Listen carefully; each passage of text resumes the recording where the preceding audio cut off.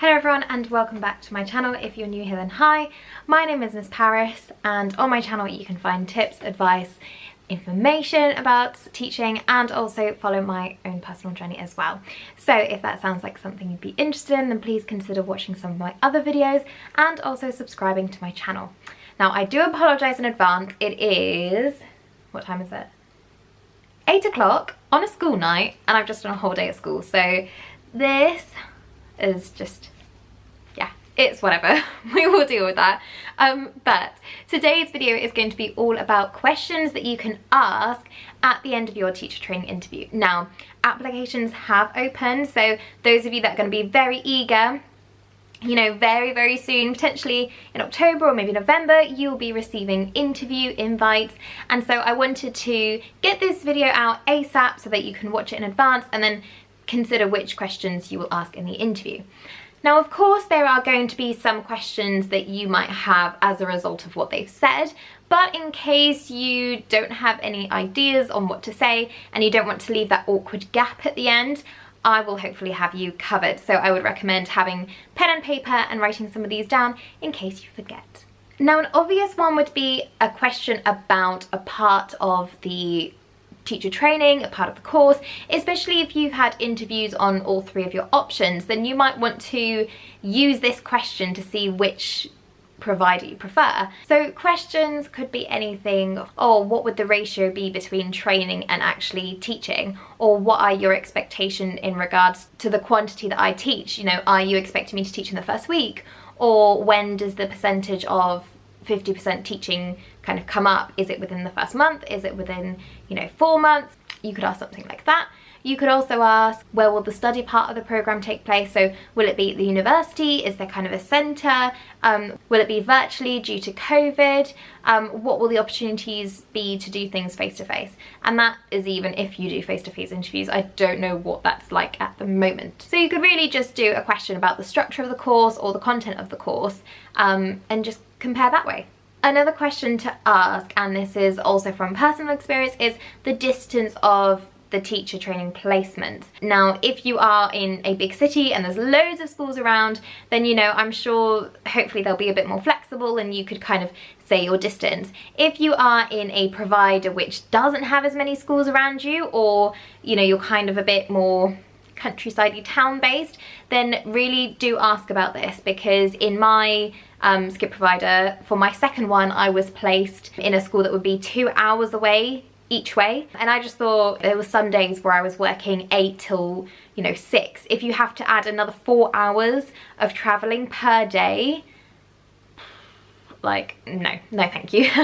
So definitely ask about this, and again, it might be a good comparison point between all the providers. If there's one that can guarantee, you know, that it will be within a half an hour kind of distance, then potentially that might influence your opinion greatly compared to one that can't guarantee anything or that doesn't have as many contacts. If you are looking to use this opportunity to ask questions to kind of sell yourself, then you could ask about pre-reading, or if there's anything that you can do in advance to be more prepared for the course, or any books that they would recommend reading just to kind of gain an idea of the role of a teacher and just to kind of gain a better insight into teaching.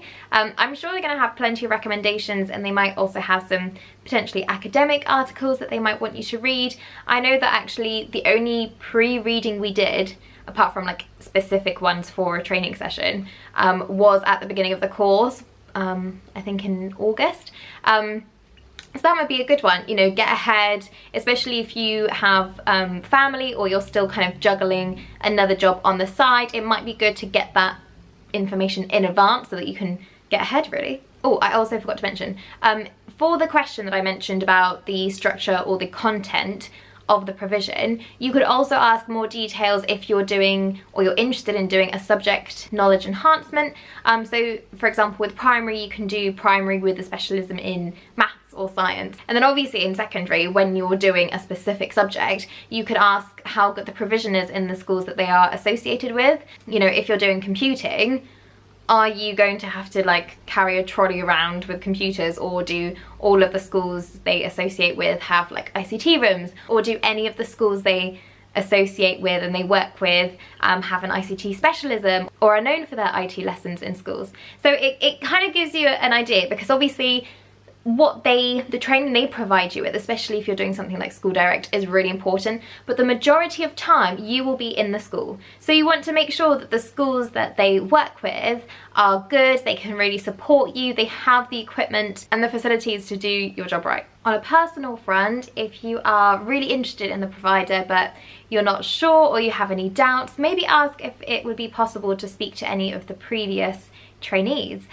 Obviously there's GDPR issues, but they might already have some contacts available that you could message, just to ask questions such as how did you find it, did you manage to juggle a job on the side, all these kind of things that are nice to know on a personal basis, rather than obviously the people in front of you who have a natural bias because they're trying to get you onto the course. Of course, building a relationship with children is really important, but you do want to try and build a rapport with the interviewers there and then. So you could ask something in the questions like, what was your experience with teaching, or what has your teaching journey been like? Obviously they will have qualified many years ago, but you could still ask just to kind of build that relationship and say, what's one tip that you might give for trainees like myself who are going into this, or what's something that you've really taken away from your whole teaching experience?